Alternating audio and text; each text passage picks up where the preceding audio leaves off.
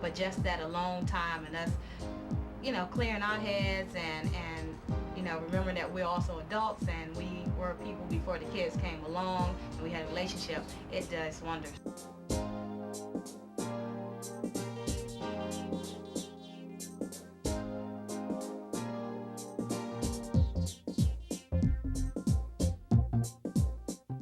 You have to take time out.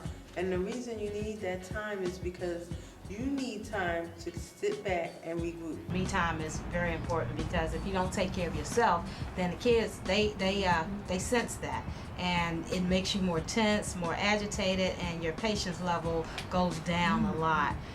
So I really suggest, if you can afford it, even if you have to do it at home, have a massage, have a facial, get your nails done on a regular basis. That's something that you do for yourself.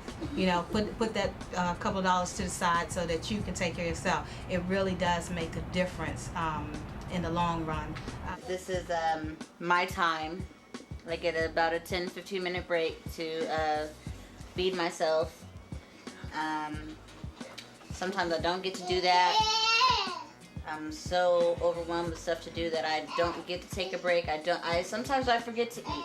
If I work hard all day, I'll just look forward to like a glass of water at the end of the day. Like, it's gotta be the perfect temperature and everything. And while I'm sipping that glass of water, that's bliss.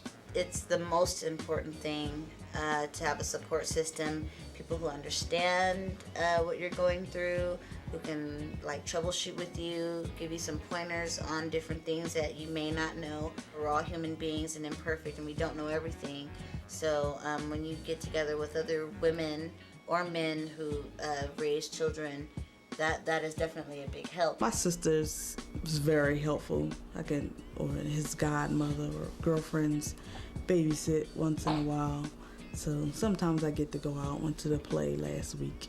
Yeah, I go in my room, or I've done that before. Go in my room and just close the door, cut some music on, and do whatever I wanted to do for maybe 2 hours, because it just got to that point. Sometimes he'll see it and he'll take the kids away and he'll leave, or he'll take them in the room and they'll go do something productive to leave me alone. But if not, I'll just wait until dark and take it upon myself to relax. My help comes from such things as support groups, and especially online, because I do a lot of work on the computer. So I have a lot of virtual friends, if you want to say. Going to parenting classes, you get to know, or they may have those mommy teams or things like that, where you get to know different mothers, or just try to get to know some parents in your children's school or daycare that may be going through the same thing that you're going through, and maybe you can take turns watching each other's kids, give each other some rest. I'm very exhausted. Around this time I'm getting ready to take myself a shower. A lot of times we'll watch a DVD together or something like that. But because I have to go to work the next day, I really can't, unfortunately, spend too much time with Gordon like I would want to. But this is definitely like the highlight of the day. But just that alone time and us, clearing our heads and remembering that we're also adults and we were people before the kids came along and we had a relationship, it does wonders for the household, for our relationship, and I have noticed that the kids were happy. And I love to be with her. Weekends we try to gather all we didn't get during the week. Try to cram it in on the weekend, and it's really hard too, since the fact that she works on Saturdays. And I might get caught up with my buddies and be out for the evening. So we sometimes miss each other, but we try to make it up maybe a Sunday or the Saturday night, late night evening, movies or candlelight dinner or whatnot. My me time is basically when she sleeps and I put on my music. I don't go out. I'm not like an out person. I'm obligated to my daughter. I stay with her. I'm a single parent, so most of the time I have to stay with her. So that's my me time. What I do to relax myself is I try to arrange my time. Like days when I'm off, I try to take time for me.